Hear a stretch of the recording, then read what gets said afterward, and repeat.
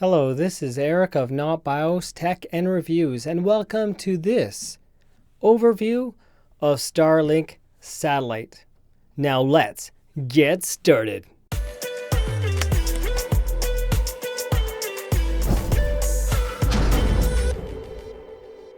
This is your base station, your router for the Starlink. This is the version 2 router. It is IP57 waterproof, so you can actually have it out here in the rain. It is currently on right now, but these are just simply slide out and they're sealed.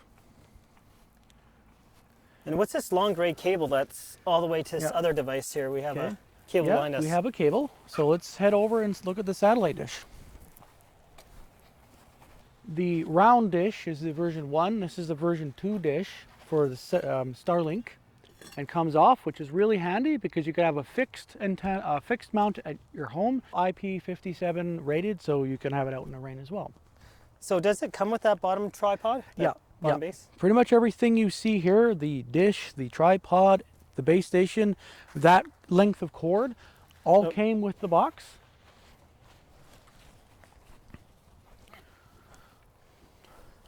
So this is quite a bit. It's about 50 feet, if I'm not mistaken.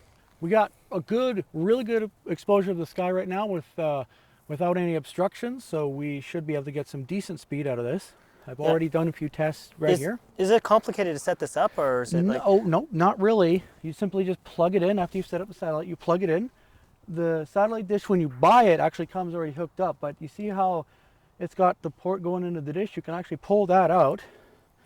Okay, this might just have to reboot after I do this, but it comes with these simple USB mini connectors that plug in on both ends. So it comes with this different looking connector, if we can see that. It's almost like a huge mini USB. Okay, and then it simply just plugs in like this. You see a little rubber washer in there to prevent splashback.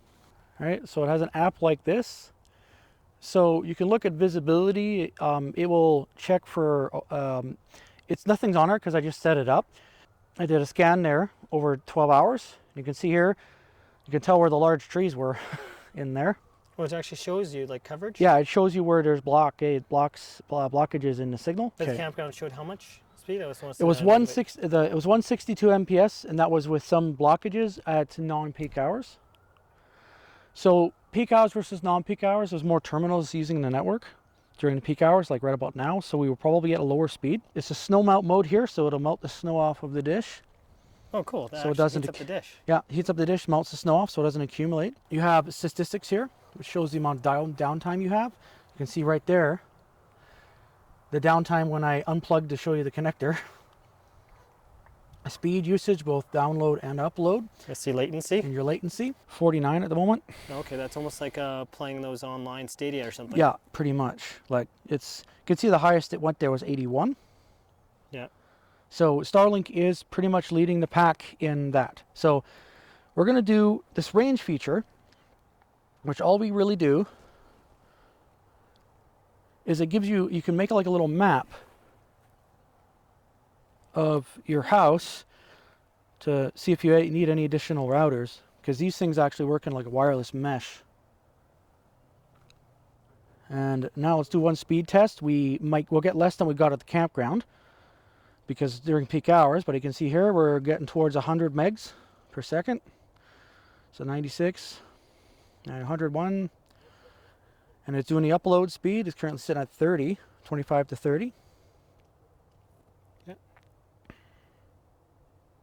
All right. It's not too bad for satellite internet. Not too bad for satellite internet. So we're going to do a test on the laptop. Why is it being faster now than your phone? Well, your phone's Wi-Fi. Now it's your laptop Wi-Fi, isn't it? Yeah, but it's mainly because the Starlink does have some variability because it's a link network of satellites. So sometimes you get more satellites and you get faster speeds. Which one's your latency number? Is that the one? Latency was 77. Oh, that's okay. That's usually not too bad as long as it's under, about 100?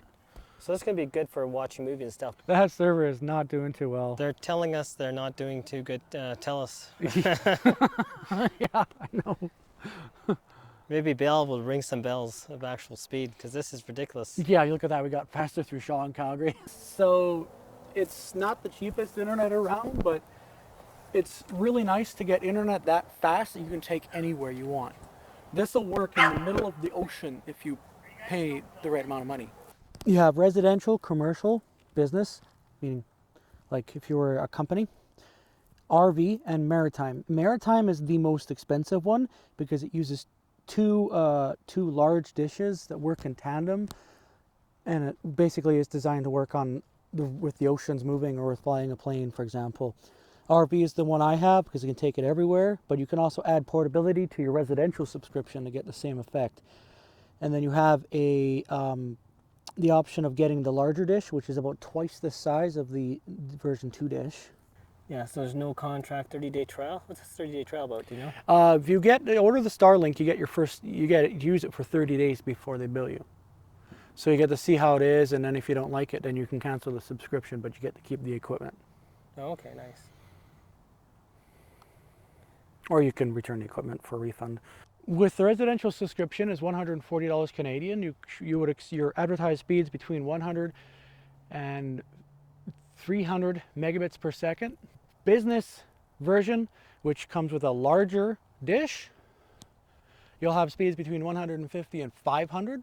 Now this varies depending on weather conditions, whether you have obstructions in the sky above the dish or how much network is being used in your area. The RV and maritime subscriptions, I'm not sure about maritime, but the RV subscription is put at 50 to 200 megabits per second, and as you saw with these tests, it was well within that range at around 100. Which one are you? Are you maritime? I am RV. RV. Oh, okay. Yep. And maritime, I believe, is the same as the home, where it's 150 to 300. Now, the prices vary a lot. Business is $500 a month. Ouch. Residential is $140 a month, which is not too bad when you consider how much. Is this American or Canadian? Canadian dollars. Most expensive one is the maritime subscription, which comes with two of the larger size Persian dishes, which are more advanced and more expensive, and they charge $5,000 a month for the maritime subscription. However, the reason that's attractive is because normally it costs upwards of $100,000 a month to have broadband internet on a yacht or ship in mid-ocean. So it's a significant discount for what is currently available. Well, how much is it mid-ocean right now? Mid-ocean is usually through some satellite networks. It's like easily in the tens to hundreds of thousands of dollars per month, and there's data limits applied. That's ridiculous. So Starlink gives you unlimited data. It's only $5,000 a month if you want to put it on your big yacht in the middle of the ocean. The same thing goes with airplanes too. Yeah. So imagine that. I guess for a business, like sharing internet with a bunch of people. Oh, here's a good example. Airlines.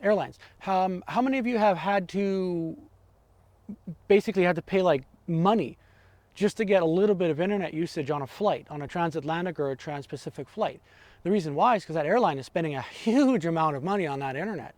Now imagine if an airline had these, paying less, and they could actually maybe even offer the connection for free. You could use the airplane's Wi-Fi without actually paying. I guess you could go to Africa or something like that, and it's just like you're paying a normal bill. You're not getting charged extra, so you can have internet. Now, Starlink's availability worldwide is dependent on regulatory approval. You got this great satellite internet, but you can only go as far as the governments of each country. That's why the maritime version actually has the largest area, because it's all the 7 seas, right? A cell in the Starlink sense is an area, hexagonal area marking a geographic area of the Earth. When you get a home subscription or a business subscription that doesn't have portability, aka it's permanent, you are limited to your individual cell. So a cell is an area roughly the size of a large metropolitan area. So say all of Metro Vancouver, but it wouldn't go out to like Hope or the Island or Seattle. So if you took it outside of your cell, it supposedly will not work unless you had portability enabled. Is that like an extra cost or just a setting? Portability is an extra $30 extra a month, $140 to $170. So the price, depending on the country you live in, may differ. In Canada, it's actually one of the higher prices for the subscription for the Starlink service. And that's no surprise because internet and mobile phones? Internet in Canada is very expensive, because all that really SpaceX has to do is be significantly lower than the competition to sell their service. So in Canada, that's easy enough to do. You just make your rural internet cost $140 a month instead of $200 a month for unlimited use. And for those that don't know, is internet in Canada is some of the most expensive in the world. So we pay more than pretty much anywhere in the world if you live in Canada. Kind of the disadvantage of living here, but it's a really nice area. If you saw the background, it is quite nice. So now we're going to stow it, eh? Neat. And then it can be put away. By the way, this is Mike, someone I used to work with on site. He still works on a different location. And of course, this is Eric of Not BIOS Tech and Reviews. Thanks for watching and have yourselves a most wonderful day. Sure, you could do something that's more like Mahjong or something like that, where you don't have to worry about fast-paced environments because there's that slight delay that could be otherwise irritating. For watching movies, downloads, it's great for those uses. Not as much for gaming. Any questions, leave them below. My friend Mike, that actually owns this Starlink satellite system, could possibly give me the answer for you.